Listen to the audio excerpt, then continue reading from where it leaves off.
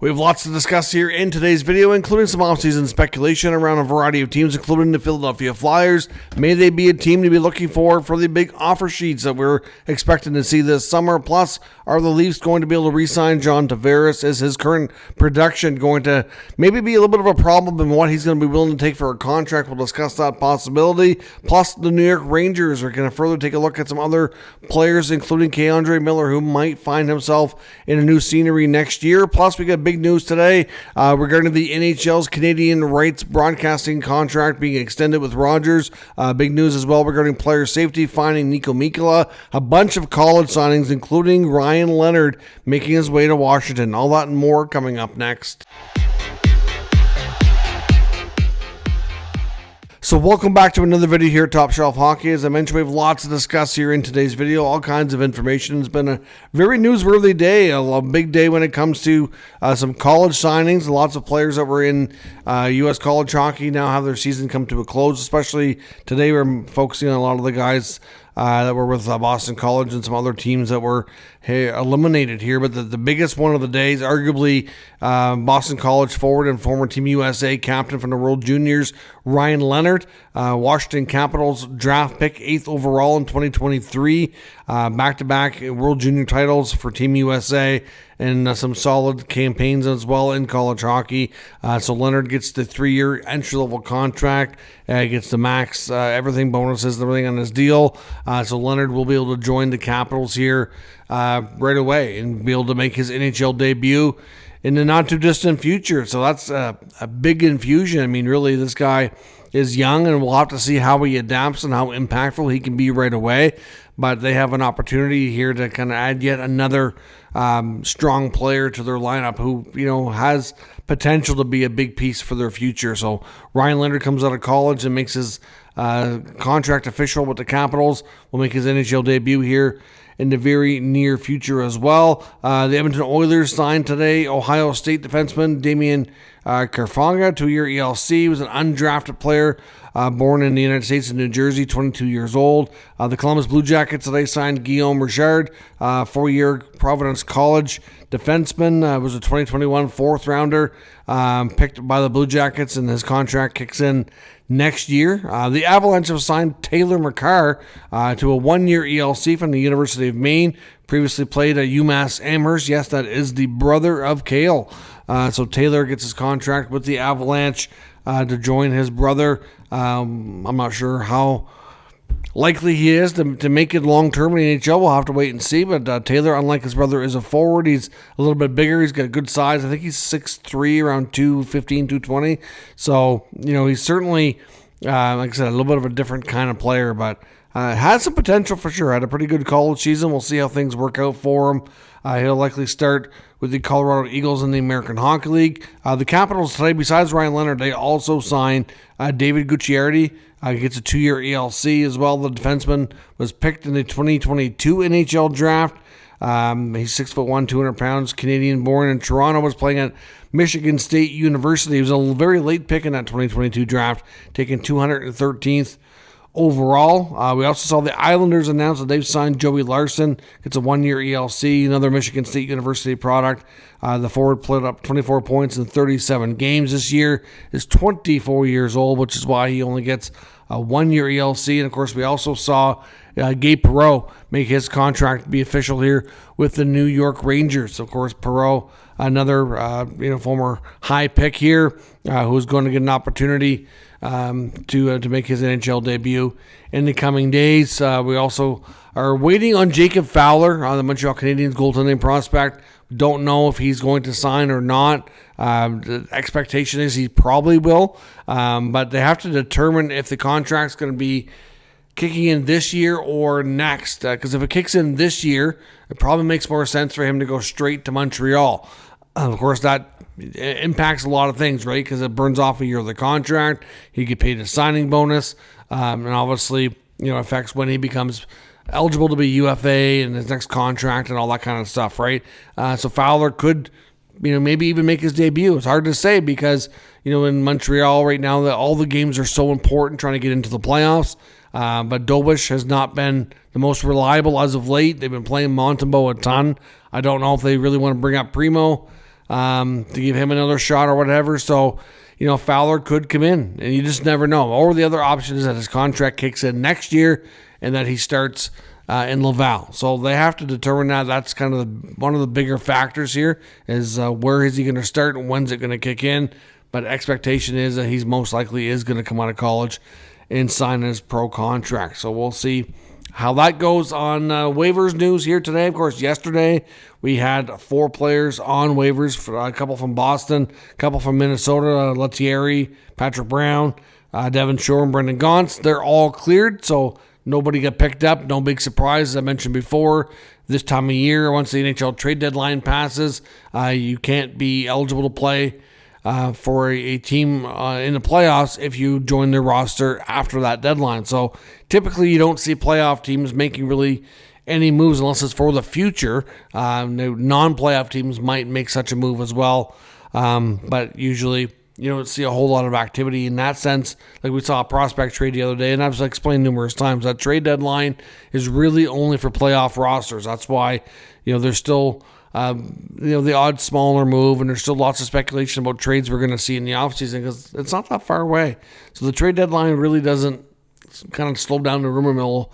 It does for a little bit in the first week or two, and then things start to pick up again because you're not that far from the offseason. But new on waivers today is Pittsburgh Penguins forward Emil Bemstrom. So we'll see if he can be picked up or what have you. Now, as I mentioned, we got some pretty substantial news earlier today that I personally did not see coming, did not expect to happen, but we got a big report from Sportico, who covers the business side of sports, indicating that the NHL has a new agreement in place for the Canadian broadcasting rights, and it's once again with Sportsnet. Now, of course, Sportsnet still has a little bit of time left on the current contract, and if I'm not mistaken, I do believe that I've seen somebody who would actually have knowledge of it, and I'm trying to find it again, but I'm quite sure that they had like an exclusive negotiating window that near the end of it is kind of the same idea as when an NHL player, his contract is coming up when you're not final year, you can negotiate an extension until you reach a certain point, then that's obviously up for grabs, right?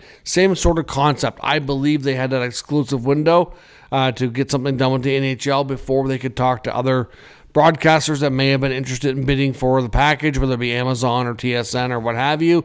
So again, the deal ends up being a 12-year contract, and they're paying, basically works out to be a little bit more than double before. It's going to be about $11 billion Canadian, 7.7 billion American is the total price over the 12 years. So that's a massive amount of money.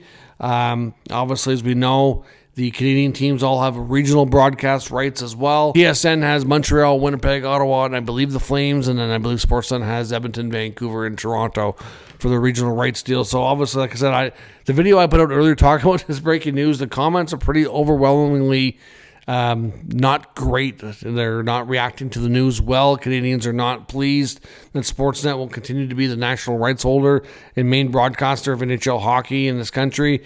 A lot of people are frustrated with Sportsnet, don't really love the product.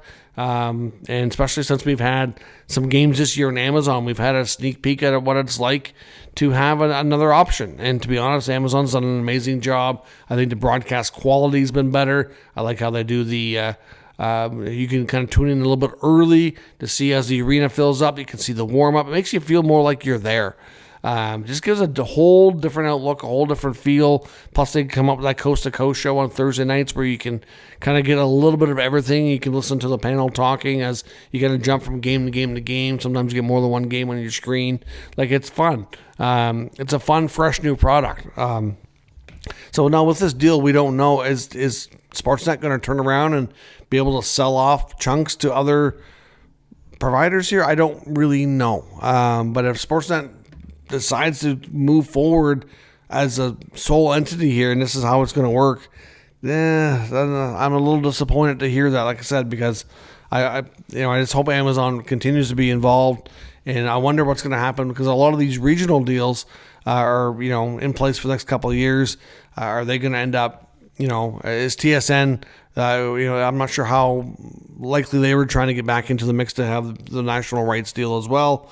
I just hope that it doesn't change too much for the negative because Sportsnet is not just not a great and a great spot for Canadians. I think they have a lot of work to do to make sure that they put out a better product together for Canadian viewers. So we'll see how things goes. But it was news today that we certainly were not expecting. Another piece of good news, though, was we got word from Utah owner Ryan Smith and his group today confirming that they are committing, I believe it's $10 million to help build as many as 20 new rinks within the state of Utah, trying to help grow the game, promote the sport.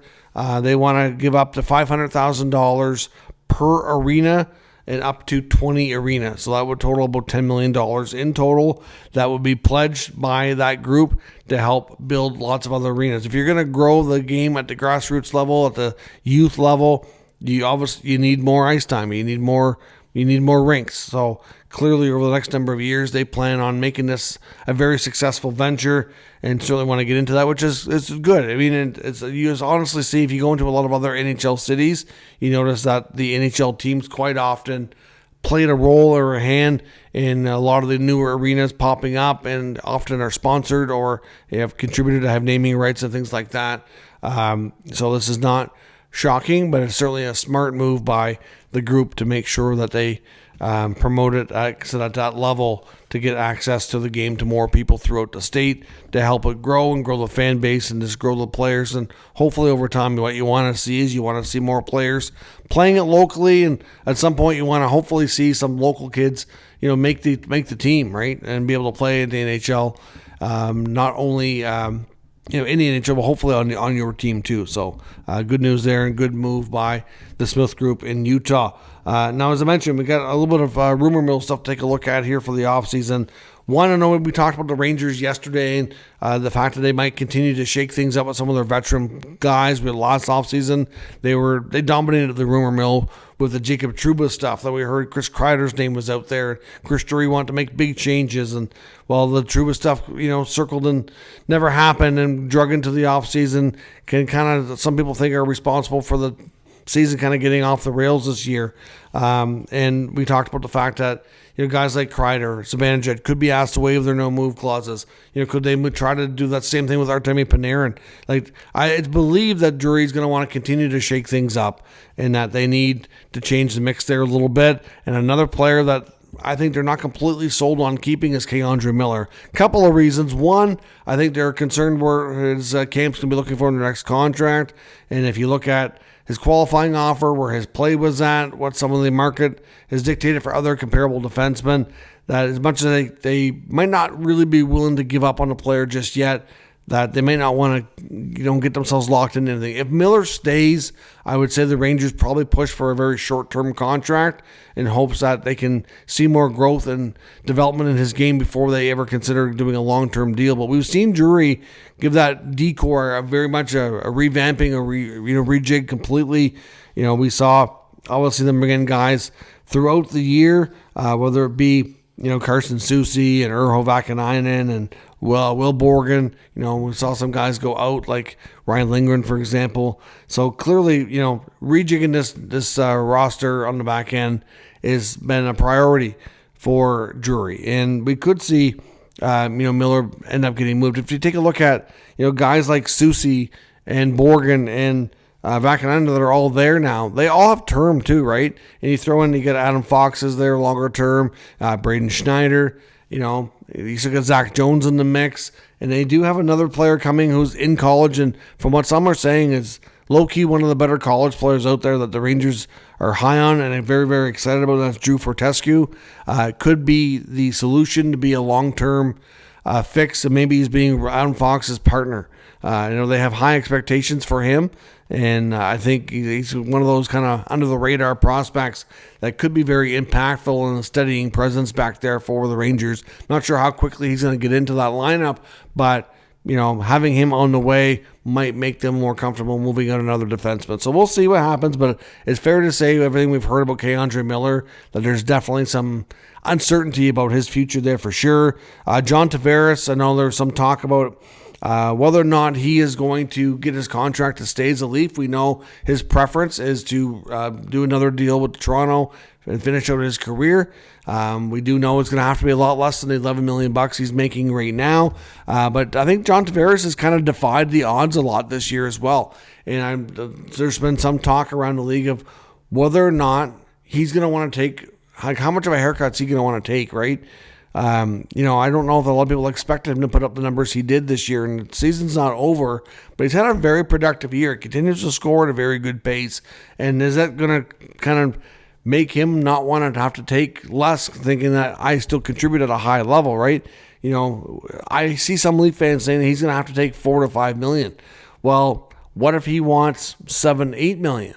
That's a big difference, and it can make a big impact on the overall picture with the team here. The latest information in the article I was reading on Tavares too did indicate that he's aware and comfortable with the fact that the Marner situation is the number one priority, and having that dealt with first is going to be how things are going to go. Obviously, they'd like to keep mentioning him in the fold, but if they determine that they can't get him signed and things aren't looking good on July 1 and he's going to walk, well, they're going to have to pivot quickly and try to find a replacement. Keeping Tavares in the mix is one thing, but losing Marner is a major hit to that roster, and they would suddenly have a lot more flexibility on trying to find another, who else can they bring in who that can even come close to giving you that same sort of production or that same type of role. It's not going to be an easy job. They might even have to divide it out over two players. So that whole Marner situation is kind of keeping everything kind of on hold, and he's aware and okay with that.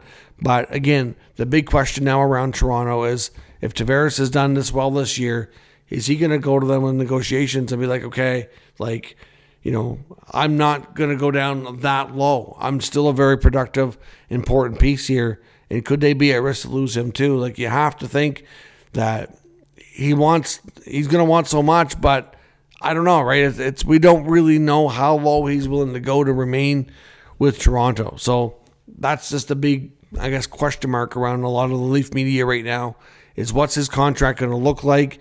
And so far, it seems like the patience are there to wait and to get through some other stuff before they can see, but will be interesting to monitor that situation. Of course, as I mentioned about Marner too, playoff performance with a lot of these guys is going to be key in what happens next. So obviously, if they get bounced early in the first round again, the team might decide to pivot and go in a different direction. If they have a little bit more success, even if they only win, 1 or 2 rounds, still, again, those players' performances could have a big impact as well. So we're going to have to wait and see what happens, but it's going to be an interesting situation to monitor. And Elliotte Friedman made mention today about the Philadelphia Flyers on his podcast, maybe being a team to watch that he's hearing around league circles. If you look at what teams might do for offer sheets, that he thinks the Flyers might be an important team to watch here. We saw what St. Louis did last year with Broberg and Holloway. That's worked out fabulously. Obviously, a lot of teams were watching that situation very closely, and the fact that it's worked out so well that he expects there to be a bigger push for offer sheets here, not only this year, but probably for the next foreseeable future. Teams are going to be more comfortable using this as a tool, and don't take the gamble to do it. He wonders about some teams doing a really big 1-year deal to try to get the player to come on board and then do an extension afterwards. But again, mentions the Flyers, how they have a lot of picks this year and next. They have all the assets there. They're going to have some cap flexibility. They have some young talent, but obviously they're going to be looking to add some more impactful young pieces as well. Who might they target? I mean, you take a look at the RFA market, and there's going to be teams that are going to have their challenges for sure. You look at Evan Bouchard at Edmonton. Obviously that's going to be tough. I'd hate to see the Oilers lose yet another key piece to an offer sheet. That would be terrible for them. But if they can let it happen, then it's on them, right? But another guy to watch, I would think Matthew Nyes in Toronto. As I mentioned, they have the Marner situation. Now, I don't think, just to be clear here, I don't think Nyes wants to leave Toronto, but he has proven that he is the real deal. He's a big body power type forward that can be a big piece to help these guys have success moving forward. And I think he can command a fair bit of money on a longer term deal. Depending on what happens with Marner and what happens with Tavares, if they leave the RFA business, kind of wait a little bit, there are some that are concerned that a team might try to come in and to woo him away. Now, it doesn't mean he's going to. For one, he has to be agreeing to sign a contract with another franchise. Even if he only thinks he's using it to get his leverage with the Leafs to get his deal to stay, that's what some, like the guys that went to the Blues last year, like I know Dylan Holloway, I really don't think he thought he was going to end up in St. Louis. I really think he thought that Oilers would match and keep him.